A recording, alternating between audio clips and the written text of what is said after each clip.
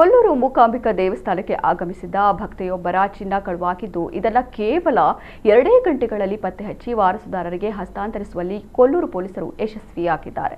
ಮೇ 6ರಂದು ಕೊಲ್ಲೂರು ದೇವಸ್ಥಾನದಲ್ಲಿ ಕೇರಳದ ಭಕ್ತೆಯೊಬ್ಬರ 2 ಚಿನ್ನದ ಸರ ಮತ್ತು ನಗದು ಇದ್ದ ಪರ್ಸ್ ಕಳುವಾಗಿತ್ತು. ಇದನ್ನು ಕೂಡಲೇ ಗಮನಿಸಿದ ಭಕ್ತೆ ತಕ್ಷಣ ಅಲ್ಲಿದ್ದ ಅಧಿಕಾರಿಗಳ ಗಮನಕ್ಕೆ ತಂದರು. ತಕ್ಷಣ ಕಾರ್ಯಪ್ರವೃತ್ತರಾದ ಪೊಲೀಸರು ದೇವಸ್ಥಾನದ ಸಿಸಿಟಿವಿ ದೃಶ್ಯಾವಳಿಗಳನ್ನು ಪರಿಶೀಲಿಸಿ ಕೇವಲ 2 ಗಂಟೆಗಳಲ್ಲಿ ಕಳುವಾದ ಚಿನ್ನವನ್ನು ಪತ್ತೆ ಹಚ್ಚಿ ಬಳಿಕ ಕೇರಳದ ಭಕ್ತೆಗೆ ಸುರಕ್ಷಿತವಾಗಿ ಹಸ್ತಾಂತರಿಸಿದರು.